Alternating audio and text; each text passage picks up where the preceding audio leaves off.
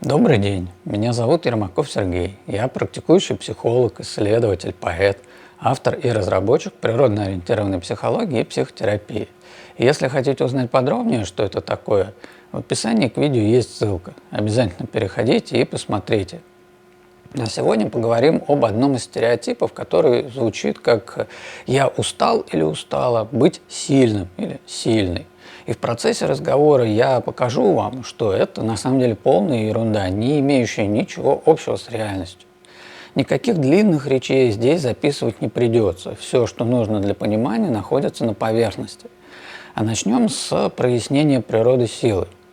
Сила – это источник, идущий изнутри наружу, главная функция которого – расширение пространства и расширение себя в пространстве. Проще говоря, сила – это состояние наполненности и опоры, при котором разум, чувства и тело готовы и способны к активным действиям. Ощущение силы – это истинный глубочайший кайф.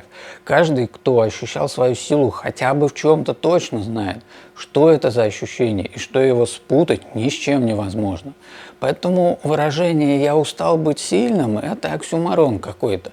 От реальной силы никто не устает и никто не отказывается, если, конечно, речь и правда о силе. Но о чем тогда говорят люди, жалующиеся, что вот они устали? А говорят они вовсе не о силе, а о перенапряжении, которое к силе отношения не имеет.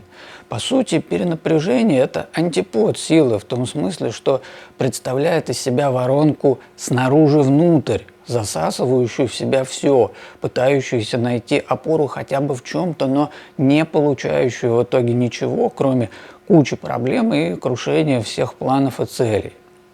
Вот от перенапряжения как раз-таки устают, потому что в нем нет ресурсов ни для опоры, ни для расширения. Поэтому люди, говорящие, что они устали быть сильными, устали вовсе не от своей силы, а наоборот, от ее отсутствия, потому что, взвалив на себя все, что только возможно, они вошли не в состояние силы, а в банальное перенапряжение, из-за которого начал сыпаться сначала организм, а потом и вся жизнь. Так и как же быть? Имеет смысл все-таки переходить от перенапряжения, а по сути от слабости, именно к освоению своей силы. Можно ли эффективно, успешно и без травм всякого рода делать хоть 100 дел параллельно? Да, если эти нагрузки соответствуют уровню вашей силы. Чтобы понять, какова ваша сила на вкус, а заодно определить, каковы ваши пределы, нужно обращаться внутрь, нужно учиться контакту с телом, а через него с психикой, ведь она является частью тела.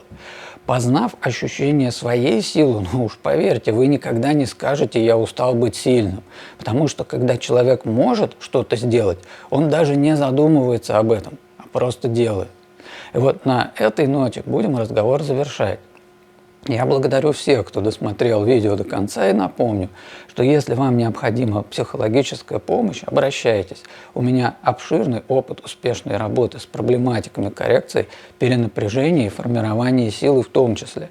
Под этим видео вы найдете несколько полезных ссылок обо мне, а я желаю вам всего наилучшего и говорю до встречи.